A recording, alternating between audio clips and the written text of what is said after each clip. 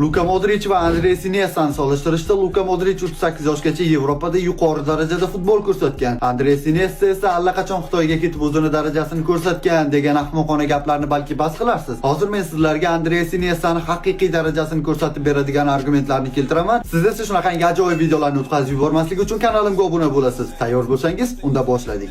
Ko'pchilik Modricni Iniestadan yaxshiroq deb biladi, chunki u 38 yoshda Real Madridning asosiy futbolchisi bo'lib, jamoani olib bordi va yana bir Chempionlar Ligasini titulini qo'lga kiritgan. Shu paytda Iniesta 38 yoshda Yaponiyada faoliyatini yakunlayotgandi deydi. Lekin gap bunda emas. 18 yoshda Andres Iniesta allaqachon Barselonada debyut qilgan. Shu vaqtda Modric esa Dinamo Zagrebning Notex maydonlarida o'ynayotgan edi. 23 yoshda Iniesta o'zining ilk Chempionlar Ligasi kubogini ko'tardi. Modric esa endigina Xorvatiya ligasidan chiqib kelayotgandi. 26 yoshda Iniesta Jahon chempionati finalida g'alaba golini urdi. O'sha paytga kelib uning hisobida 4 ta La Liga, 2 marta Chempionlar Ligasi va Yevropa chempionligi bor edi. Shu vaqtda Modricning Yevropa miqyosida hali birorta sovrini ham yo'q edi. 27 yoshda Modric nihoyat Realga o'tdi, ammo dastlab uni klub tarixidagi eng yomon transfer deb atashgan. Shu orada Iniesta yana bir Yevro kubogini o'pdi va keyin yana bir Chempionlar Ligasini g'alabasini nishonladi. Modric esa yuksalishni biroz kechroq boshladi. Biz Modricni yaqin-yaqingacha Madrid orkestri dirijor sifatida taniganmiz. Bu Xorvatiyani jahon chempionati finaligacha olib chiqdi va oltin to'pni qo'lga kiritib, Ronaldo va Messini gegemonligiga yakun yasadi. Iniesta 2005-2017-yillarda cho'qqida bo'lgan, Modric esa 2011-2024 yillarda, ikkalasi ham taxminan 12 yil cho'qqida turishgan.